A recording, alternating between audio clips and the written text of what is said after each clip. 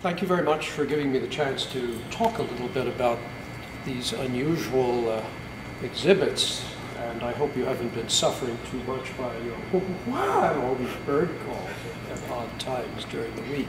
I was told as it was being installed that all the sound sort of traveled up. But first of all, my background is in journalism and in radio, so I worked a lot with sound and sound mixing and music and all that, so I got to be very sensitive to sound. And I worked next to somebody who did the classical music, so I would hear the climax of Beethoven's symphony about 50 times in a row as he was timing it. So on the one hand, I appreciate sound and ambience, as we call it. On the other hand, enough. I like to go home and just not listen to anything. So years and years ago, when I first met Anneli, and I was first going to Finland, it struck me when I got off the plane that I was in a very different country. There weren't so many announcements at Tampere Airport, and people didn't just jabber with each other all the time.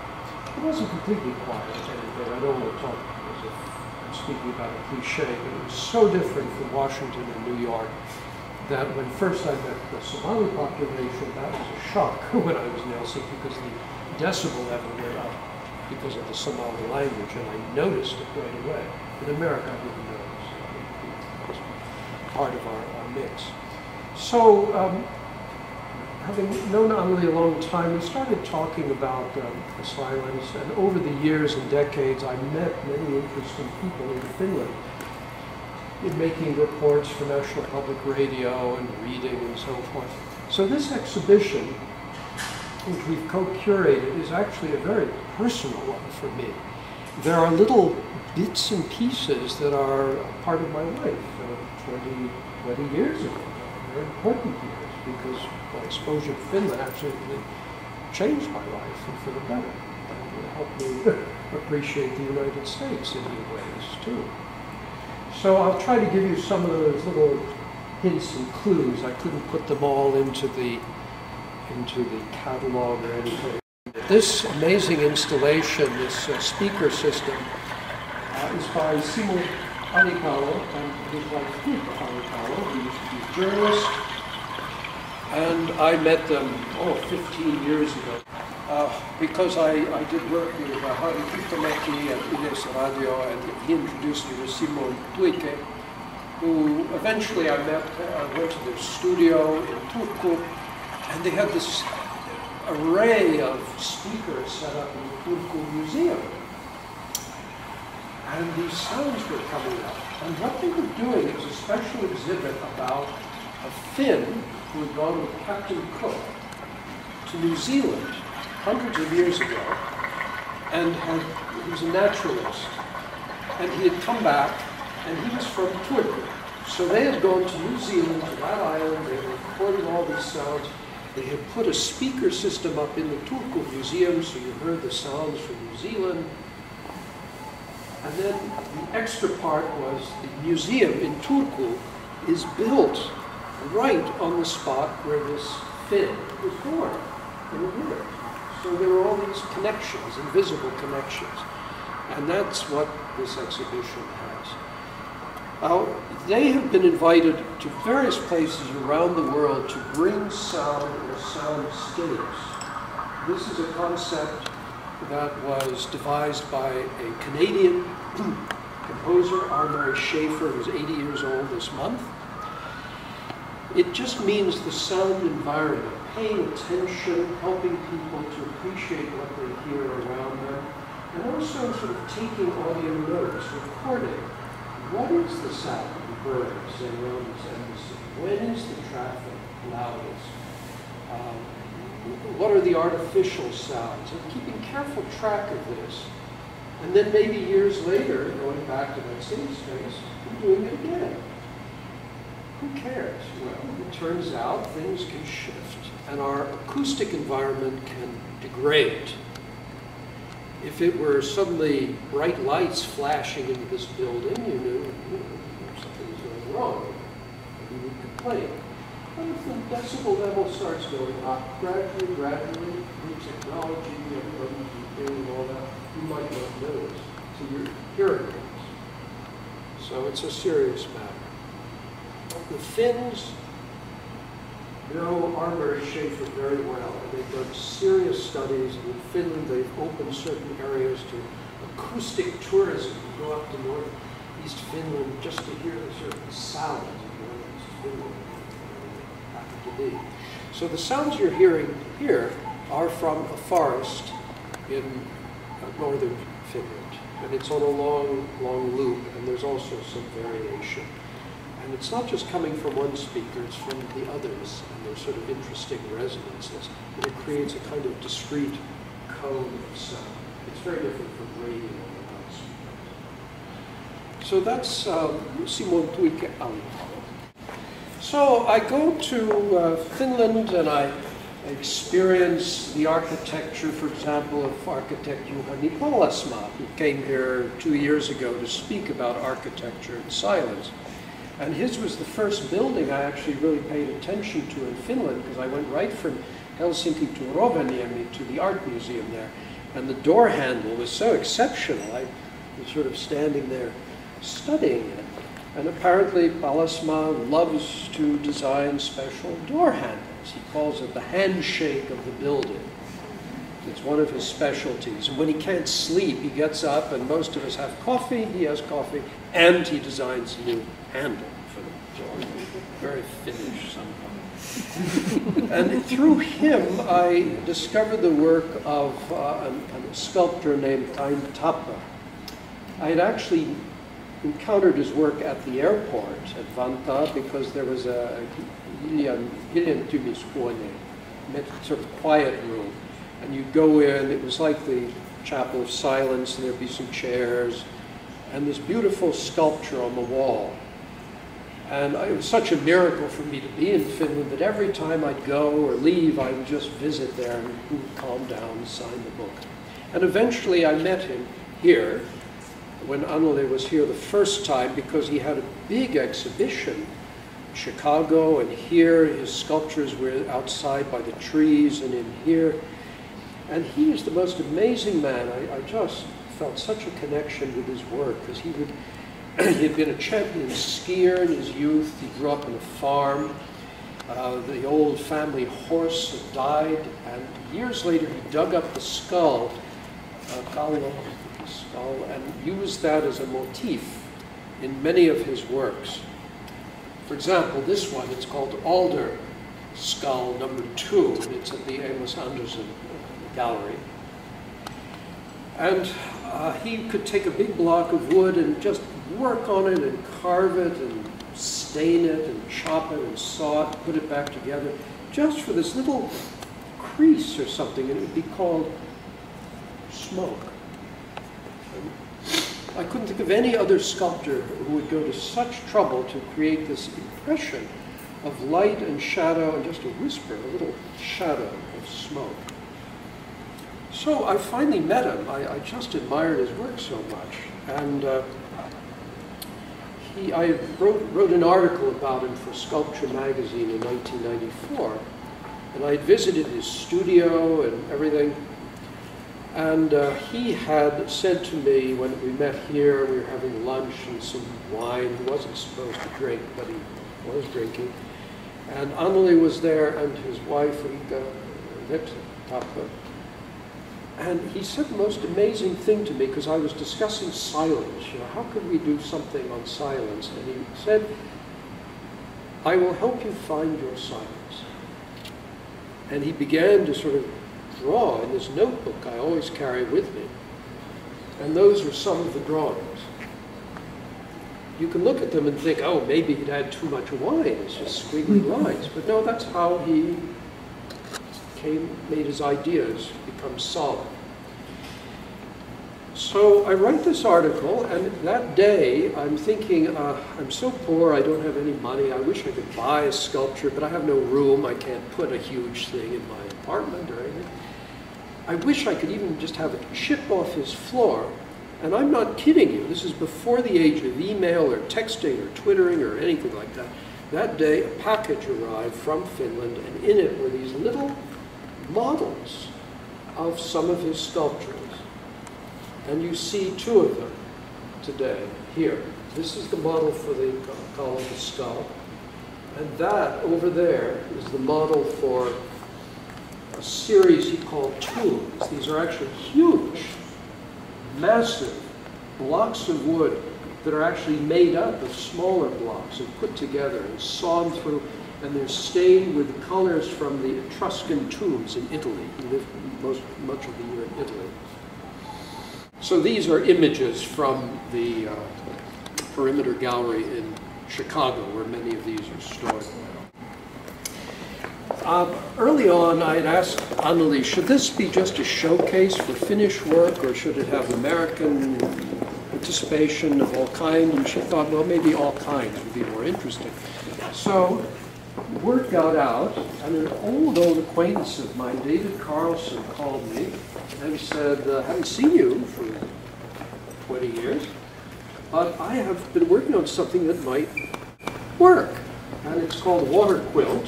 And he and another artist, Betsy Stewart, interestingly, they're both painters, oils, acrylics, beginning to work in digital, interactive modes. They created this, and it is Lake Placid in upstate New York, different views of the water. And it's a 3 or 4 minute loop, and it gradually changes. There's no sound to it. But as he suggests, and I think it's true, you just start to instinctively hear the water. And there are little subtleties. The more you look at it, the more subtlety you see. And yesterday, an old high school classmate of mine came, and his partner, Larry Kirkland, is a very well-known designer of public spaces. And Brendan, my high school friend, was very fascinated by some of, I think it was this, and one other, and he said Larry has been working with marble to create that kind of surface so that as you walk around, the light shifts and you get that effect. But you see, there's a narrative to it. It starts quiet, builds. Alex, may I just say 2 words in here in between, because David donated his work, this work, to the embassy, ambassador. So this stays here. It's in the Finnish spirit. Actually, this is one of the very first American works that would fit here in the building.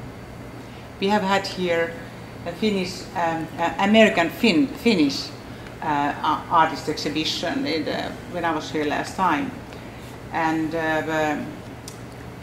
maybe Erik Aho is one of those who is really gone quite far. It's quite famous here in USA.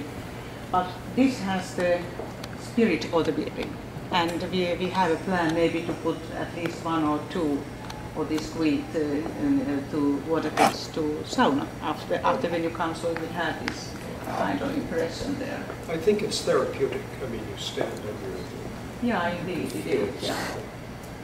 And sauna and water and the silence is of sauna and the water, of course, that belongs together. And it's part of our soul. We all know how we need silence to renew our soul and thoughts.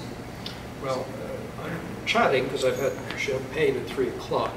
But I want to assure you that nothing in this exhibition has been done lightly. Everything's been done more through intuition, I would say. And it's a part of me that I can't chat about because I just do it, you know. So we'll just walk around here. This is something I bought in Finland, I don't know, 15 years ago. They were selling it down at the Renard, you know. And Finland's the first place I ever heard some crazy guy go, you know, in the tramway, and he was talking all over the phone. I've never seen one before. So this is Finnish humor. Ha ha ha ha. So I was in Finland in January. I knew I was going to exhibit this, just like that. And in Stockman's, I found that. I thought, oh, perfect. So So I got it. It's perfect. There. So I don't know what you do, take herring and slice it or put cheese on it or something. But to me it suggests all these pads and eye things. But it's wood.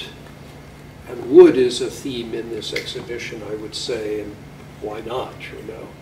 And the other thing is, somebody who came yesterday said, is this going to travel? You know, it should go to this gallery and that gallery. And I said, oh, well, we'll think about it. But really, you know, how would you do this in another place? You would have to rethink it because it's so perfect. And I thought it through a certain amount. Anneli came in and kind of, now go here, because she's lived in this building for so long and knows where things should be. This, I've collected a whole groaning shelf load of books on sound and sound production and silence, and I've read a few, not so many. There's some great ones here. There's The World of Silence by Max Picard, Swiss philosopher. There's The Soundscape by R. Schaefer, the Canadian composer I told you about. There's Silence by John Cage, because every time I mention we're going to do something on silence, they say, oh, you've got to have John Cage. Finally, I said, no. You know, he's like Andy Warhol. Once you let him in the door, he's there. He takes over. He was a wonderful person. I knew him years ago. It's just something I thought, no, we're going to do something different. It's going to be people who are not so well known, at least in the United States. So these are my books, and then some of them I just thought, enough. The weight of books and books and books. How do you silence books? And I thought in Berlin, Anneli, you could help me, where that plaza where the Humboldt University is, and maybe the opera. Ambassador knows it very well. Yes, you were there. Well, yeah. Where they burned the books. Yes, yes. Yeah.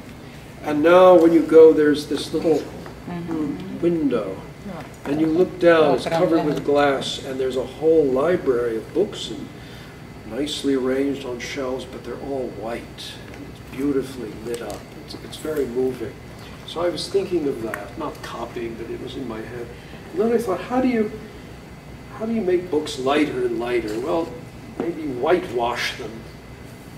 Silence, silence. How do you get them lighter? So I was trying to get up into invisible books. I'm not sure I did it, but that's where I kind of got to. So if anyone wants some whitewashed books, there.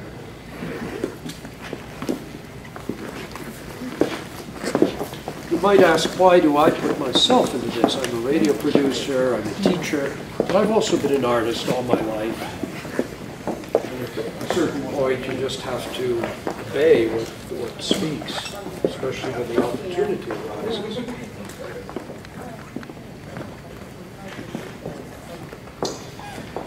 This is me from 1976 or 7. When I first got into radio, I was living in Buffalo, New York, and I was in a group house, and one of my roommates had a girlfriend who was an artist, and she said, I must make a life mask of you. I said, sure, what's that? She said, don't worry, just put your head back, and she put grease on my face and poured this plaster, and it got hot and tight, like a beauty mask, I suppose. And maybe she had nostril, pipes up my nostril, or I can't remember. And then it dried, it was sort of weird. And then she said, okay, now we take it off. I can't get it off. She took a hammer. Pieces broke off. She got it off. There went my eyebrows, my hair, everything. So on the underside, you might see something. But that's me. And I first made this some years ago at the Goethe Institute for a radio event we had there. And I put on it some audio tape, analog tape. Some of you may not remember. I don't want to guess who remembers what. But tape recordings used to be made on audio, on analog plastic tape with metal oxide particles, rust essentially. And the way the rust is jiggled by the machine and then read, that was your sound pattern. And when I got into radio, that's what we did. We cut and splice. It was like weaving sound. So it was a very familiar, sensuous material. And now it's passé. Nobody uses it. Maybe nobody knows what it is. Also at the Goethe Institute, I made for their site a smaller version of this, which there was against the wall, and originally here it was against a wall, where the air makes things, becomes like a waterfall. But Anneli felt that, no, they should go with this, kind of unite with it. Where to get analog tape nowadays? I looked in my cabinets and closets. I found one little spool, reel, and it was a recording of, we had a great poet named Allen Ginsberg who died some years ago, and he was a Buddhist, Tibetan Buddhist, and as he was dying, the monks came and were chanting to him. And I had a recording of this, and I had used it in a piece for NPR some years ago, and I thought, well, maybe I should keep this. Then I thought, no, somebody else has other recordings, and besides, Allen Ginsberg, whom I also knew, would have preferred that it be used, that what I was grasping be cut, destroyed, recycled in some other form, which is what I did. And this is Anneli's positioning of it. So many people have come and been fixated by this. I would say the strongest reactions have been to the water quilt, to this, and to the chairs, which we'll get to. First, two more works of mine. These are just, again, if you have thoughts, comments, let me know. These are things I've built over the years. And all of it is found art. It means it's made from things that one finds. Some artists have to create everything, carve everything. Like Kain Tapper, he would carve. Another way of making art is bricolage, assembling. So this is an old piece of wood. I don't remember where I found it, but it obviously was a part of a beam in a house with another part that goes into it, a joist, cross beam. A piece of wood, probably from somebody's garden, but over the years it started cracking and pulling apart in the humidity. Vase I had. And this, I had I'm going to tell you the tricks, because you need to know. There's no magic in art except in the art itself. It creates its own magic. I don't. I had a dish rack made of wood. You know, you've seen those things. They close and open. I had dishes, and over the years it fell apart. I was about to throw away the pieces. I thought, no, they're interesting. Each one is a different shape. You couldn't pay someone to make that. Well, I'm going to impose order on it. I'm an order type of fellow. How will I do that? I will put them in a square, order, and then I thought, nah, there's order, and then there's the natural desire of the wood. And I kept thinking of Dante, the opening of the Purgatory, that in middle life I found myself in a dark wood wandering. And I said, that's what it is. It's somehow wandering in this dark wood. And then a few years after I made this, I had it standing in my home, it's down to here. And I looked up from my book, and I practically jumped out of my clothes, because the inner part had moved. It was trying to escape. I thought, I didn't make it that way. What's going on? And then I had a little drink or something. I calmed down. I realized, no, it was the wood itself, the warping, the expansion. Maybe the glue was giving way. And so I gently brought it back to where it was supposed to be. Okay, the story continues. It's out here for a few weeks. The original cover was something else, but because of the heat and humidity, I came and, oh my Lord, I made this. It was starting to sink into the pedestal, so I had to put a support on. So this is a basic lesson. Anybody who works with materials, architect, artist, you learn from the materials. They're constantly teaching you. You cannot impose will at all. Like it. Here, these are, somebody once asked me to make a self-portrait, and I had an old rock from the Black Sea. And I put paper mache around, and I made something like that. And I made several. Each one comes out different. This is from some egg cartons. It looks like tree shrews, you know, we're supposed to be descended from little creatures like that. And it injects a little bit of humor into a rather serious exhibition. This is wood from the Black Sea, amazing stones and driftwood. And this is my homage to Irja Kojonen and Joe Dunn, who were theater directors that I worked with in the 70s before I got into broadcasting. And their work was monumental in scale. It was in the dark. It was designed not to be recorded or photographed. It was to work on your mind. They worked with Beckett early on, before he worked with anybody. And this is my memory of a room, a huge dark space, black space, in which we, the performers, had to be for 6 hours on stilts, you know, 3 feet off the floor, balancing in the dark. But the first thing the spectator would see coming into this space and getting used to the blackness was this fluorescent, this phosphorescent light trajectory on the floor, kind of going diagonally into the distance. But because you had no way of knowing where you were, anyone who's a pilot knows this, you have to kind of look at your instruments or look at the lights or something to figure out your situation. That traject looked like it was moving and going off into the cosmos. So this is a very, very minuscule version of something that would have been 100 yards long or so.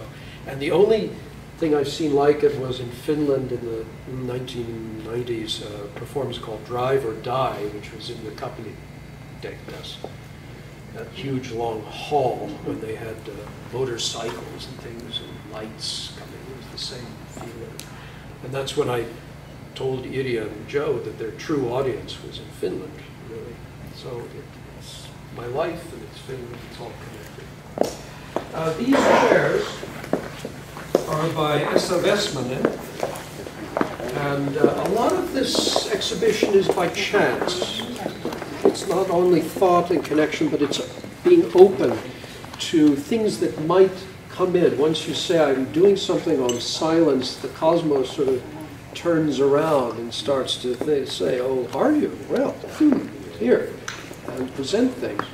So in Helsinki, Anneli asked some questions of people, and they recommended Esa Vesmanen's work. And we went to his studio, and he had some beautiful music by Kaija Saariaho, Finnish composer. And here are two of them. In one of them, you hear her music, and also by a French composer. And in this one, you hear two audio works. One is Harri Huhtamaki from Yleisradio, a 1986 or 7 piece he did called Kalawaliana, which is little whispering bits of Kalevala, but mostly it is recordings from an island at midnight with musicians from Paroni Pakunainen, the Baron, and his group, and they're using antique, ancient instruments. And he said it was to explore the mentality of a prehistoric musician. What would they have been thinking? And it moves from the countryside, this is about a 30, 40-minute piece, very gradually to the city, and the loons become sirens, and the water becomes trash cans, and then it gradually moves back to the lake. So in a very basic way, it occurred to them as they were playing with the tape, mixing the sounds, that little bits of Kalevala should be in there. I guess the Väinämöinen idea, if you come to the new times and then you maybe turn away and go back to the forest. This is what it suggests to me. And I think it's one of the greatest pieces I've ever heard. I've played it for many American audiences. They usually get very impatient, and then they get into it. The other piece is by Jocelyn Frank. She's a local producer, and it's DuPont Circle.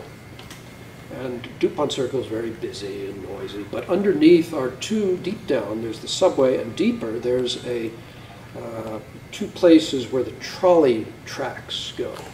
Because in olden days they had trams and trolleys in town. They may come back. And one day earlier this year they opened it to the public, and she went down with her recorder, and she recorded a performance by a sound artist named Seth Horvitz. He lives in Washington.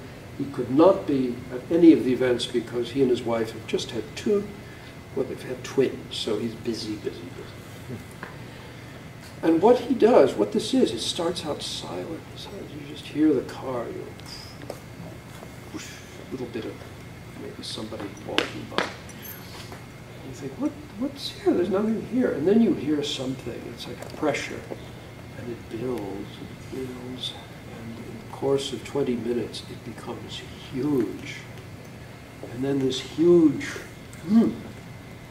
sound starts to fade away. And you discover new layers of silence.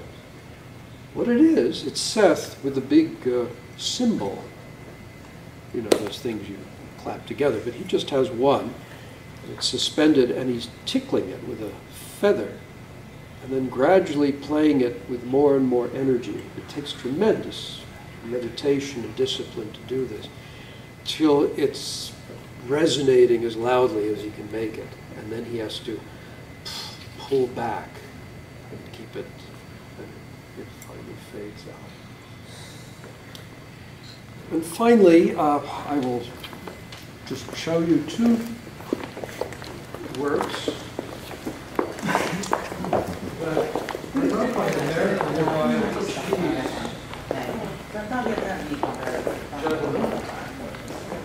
I was drawing how should this be set up at the embassy, and I was at the Sweet Diablo Cafe on M Street between 19th and 20th. It's a new Portuguese cafe.